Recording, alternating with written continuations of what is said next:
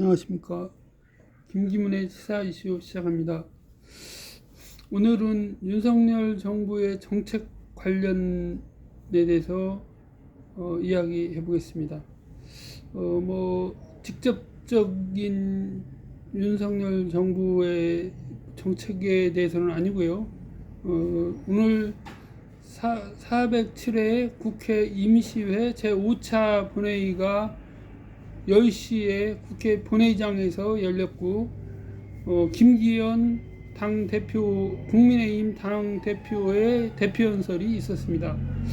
그래서 이것을 가지고 한번 살펴보고자 합니다. 내내 어차피 여당이기 때문에 여당 대표의 발언은 사실상 대통령의 입장과 상당 부분 일치한다라고 볼 수 있을 것이고요.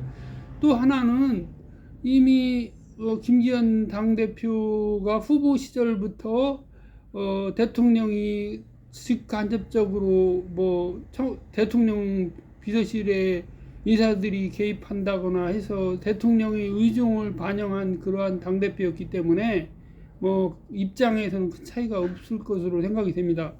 그래서 우선 김기현 대표의 발언을 중심으로 살펴보겠습니다. 김기현 대표는 우선 문재인 정부에 대해서 여러 가지 비판을 했습니다. 저도 그 비판에 대해서 상당 부분 수긍을 합니다. 주택 가격이 급등하였죠. 급등한 거는 여러 가지 원인이 있을 수 있습니다만, 전월세가에 대해서 100% 대출해주는 그러한 제도를 했었고, 또 임대사업자 제도를 도입을 했고 많은 혜택을 줬었습니다. 그 과정에서 당연히 주택가격이 인상이 되었고, 이번에 전월세 사기 사건의 큰 원인이 되었다라고 생각이 됩니다. 왜냐하면 전월세가의 100%의 대출을 해주지 않았고 70%나 80%만 대출을 해줬다라고 하면 그만큼 전월세 수요가 폭증할 일도 없었고, 차액이 얼마 안 되기 때문에, 그렇다 그러면 몇천 채씩 2,700채까지 가는 그러한 사태는 명의 빌려서 일명 바지 사장, 바지 대표를 세워갖고 그렇게 전국적으로 사기가 발생하는 그런 사태는 아예 없었을 것입니다. 또 하나는 원자력 발전과 관련입니다. 우리나라에서 기본적으로 원자력은 이승만 대통령이 정부 수립 이후에 50년대부터 추진을 해온 사업입니다. 그래서 미국으로부터 그 원자력 연구 시설이라든가 이런 거에 대한 기반 연구 성과들을 지원을 받음으로써 대신에 한국은 핵발전에 대해서도 미국의 승인을 받아서 하고, 그리고 핵무기는 개발할 수 없다. 따라서 핵무기 개발의 전제가 되는 플루토늄의 추출은 원천적으로 금지가 됐던 거죠. 그 협정에 의해서 원자력이 한국에 도입이 된 겁니다. 그런데 문재인 정부는 당장 눈앞에 원자력 폐쇄를 해야 된다는 그런 주장들에 매몰되어서 원자력 발전의 효용성을 전혀 인정하지 않았습니다.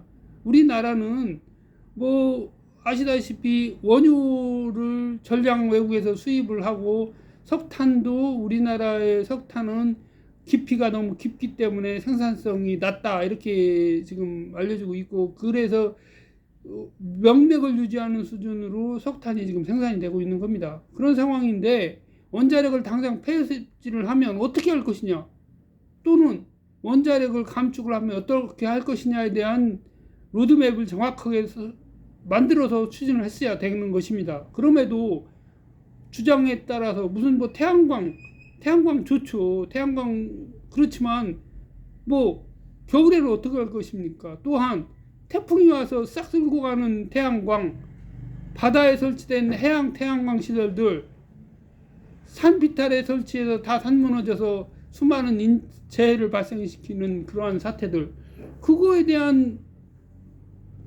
효용가치, 어느 것에 공익이 더 많은가에 대한 판단이 없었다는 겁니다.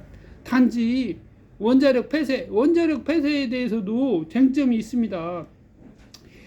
유럽에서 추진하고 있는 RE100, 이거에서는 원자력을 신에너지, 재생에너지에 포함하는 국가군이 있고, 그렇지 않고 원자력은 빼고 태양광 발전, 풍력 발전, 뭐 지열 에너지 이런 것만 해서 하는 국가들이 있습니다. 그러면은 우리나라는 국가 안보상으로도 원자력 발전을 안 할 수가 없다. 그러면 원자력에 대해서 우리나라가 기존에 갖고 있는 그러한 과학적 역량들, 기술들을 유지 발전시킬 수 있도록 해나가야 되는데도 불구하고 사용 기간이 만료돼서 허가를 받아야 될 상황에 처한 원자력에 대해서 부실하게 평가를 하도록 하고 해서 결국은 재허가 신청을 안 해버렸습니다. 그거는 뭐 정부가 개입이 됐는지 안 됐는지는 알 수가 없습니다만,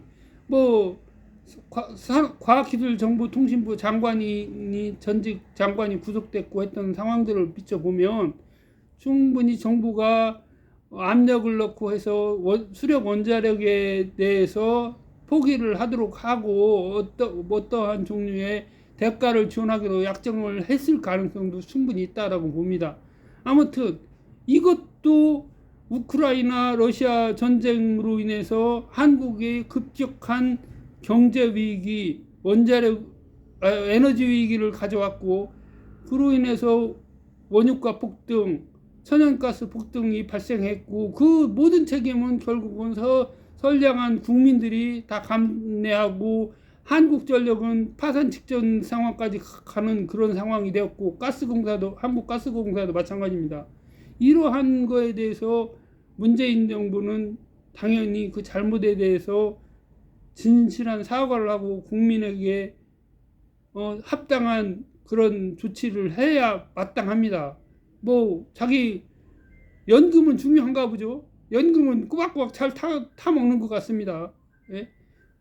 이상으로 일단 전 정부에 대한 비판에 대한 의견은 이 정도로 정리하겠습니다. 다음으로 그 김기현 대표는 오늘 여러 가지 얘기를 했습니다. 우선 그 국회의원의 불체포 특권을 폐지해야 된다.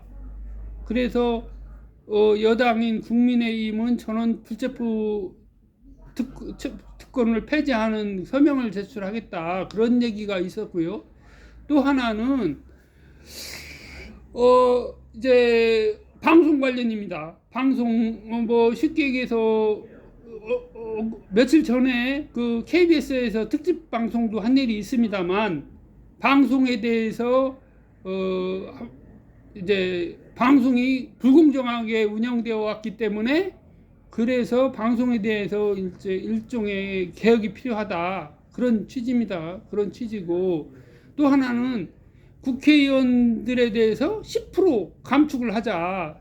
10%면 300명 중에 10%니까 30명이 주는 거고, 현원에서 270명이 되는 겁니다. 그래서 10%를 줄이자라고 하는 주장과 동시에 국회의원이 자신들의 책무를 제대로 안 하는 경우, 예를 들어서 뭐 김남국 의원을 직접 오늘은 거명을 하지는 않은 것 같습니다만, 뭐 사실은 그런데 제가 볼 때는 김남국 의원의 문제가 아닙니다. 제가 국회 중계방송을 통해서 방송을 보면 뭐 유력 정치인, 심지어 대선 후보권에 속했다는 안모 씨, 이런 분들도 특별한 이유 없이 빠지는 것을 자주 봤습니다. 만약에 이런 분들이 차기 뭐 대선 후보나 됐거나 대통령이 되었다라고 하면 뻔할 뻔짜 아니겠습니까? 박근혜 씨가 예전에 여러 차례 국회의원을 했지만 뭐 50%, 60% 정도 본회의 출석을 하는 그런 의원이었습니다. 결과적으로 탄핵이 돼도 쫓겨난 거 아닙니까? 이런 부분 문제가 있다라고 생각합니다. 그러면은 요거에 대해서 간단하게 그 타당성을 한번 검토를 해보겠습니다. 우선 국회의원 불체포 특권은 헌법상에 부여된 권한입니다. 헌법에 정한 권한이기 때문에 이것은 임의로 포기할 수도 없고 법률상 효력도 없는 것입니다. 당대표, 여당의 당대표라는 사람이 나와갖고 국회에서 할 소리는 아니라는 얘기입니다.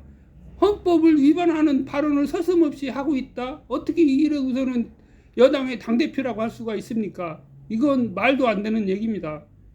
두 번째로 그 방송 관련입니다. 방송이 불공정하다라고 주장을 하고 있는데, 방송이 불공정하다고 해서 했던 사람들은 그 전에 뭐 정모 사장도 쫓겨난 일이 있고, MBC 사장이라든가 뭐 그런 간부들 잘라내기도 하고 많이 그래왔고, 지금 현재 MBC도 그런 상황에 처해 있는 걸로 알고 있습니다.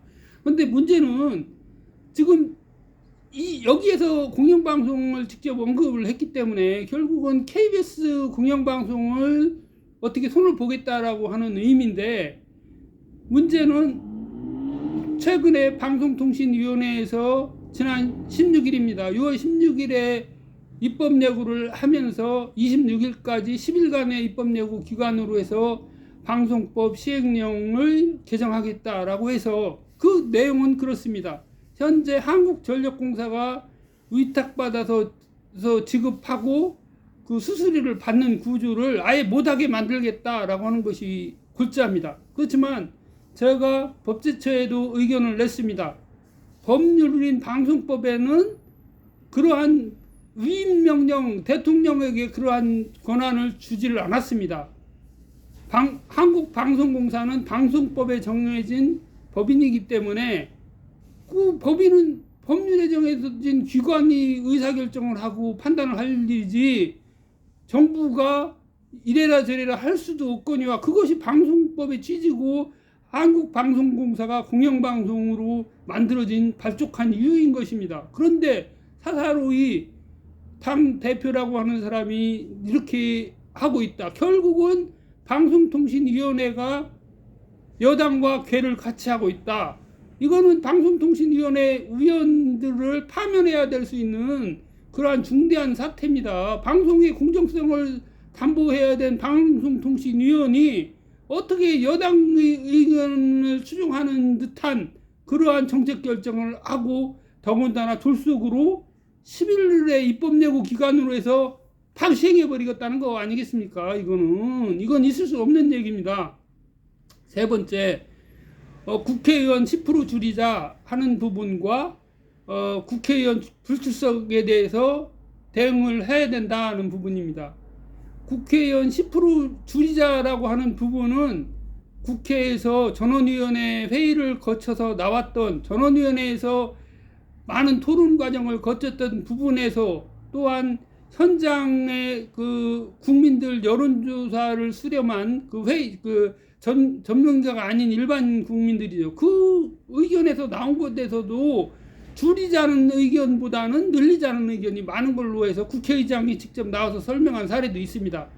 여당의 당대표가 이렇게 국민의 의사를 무시하는 그런 발언을 국회 본회의장에서 당대표 연설의 기회를 빙자해서 한다? 이건 심각한 문제이고 국민의 의사를 저버리는 행동입니다. 제가 볼 때는 국회의원 300명이 많다고는 할 수 없다고 봅니다. 많다고는 할 수 없고, 거의 20만 명의 그런 유권자를 상대로 한 국회의원을 현재 뽑고 있는 구조는 우리나라뿐만 아니라 외국에도 그런 정도는 많지 않은 걸로 알고 있습니다. 다만 미국은 상원과 하원이 각각 되어 있기 때문에, 미국의 상원은 연방 국가를 대표하는 기관이기 때문에 그런 것이고, 그 외에 하원들은 많은 정원이 있습니다. 그렇기 때문에 미국의 상하원 제도와 우리나라의 국회 제도를 비교할 수 없다는 겁니다. 또 하나는 불출석 의원에 대한 조치 필요합니다. 저도 국회에 여러 차례 진정민원을 내서 본회의에 출석을 안 한 이유 없이 불참하는 국회의원들이 너무 많고, 특정 현안에 대해서만 출석하는 것 문제가 있다. 또 하나는 대정부 질문 때 보면 자기 질문할 때 질문만 하고 휑하니 나가버리고, 국회의장, 국회 본회의장이 텅텅 비어 있습니다. 그래서 자기 진술하는 뭐 300명 중에 뭐 10%나 앉아 있는지 모르겠습니다. 이건 안 된다 얘기입니다. 그 부분에 대해서는 반드시 신정이 필요하다. 예를 들어서 출석률이 저조한 국회의원에 대해서는 세비를 깎는다든가, 불출석 사유를 소명하지 않는 국회의원은 명단을 공개한다든가, 그런 건 필요하다고 봅니다. 이상으로 뭐 금방 이게 내용이 길어져서 간략하게 요걸로 마치겠습니다. 다음에 또 얘기할 기회가 있을 거로 생각이 됩니다. 김기훈의 시사 이슈 오늘 마치겠습니다. 감사합니다.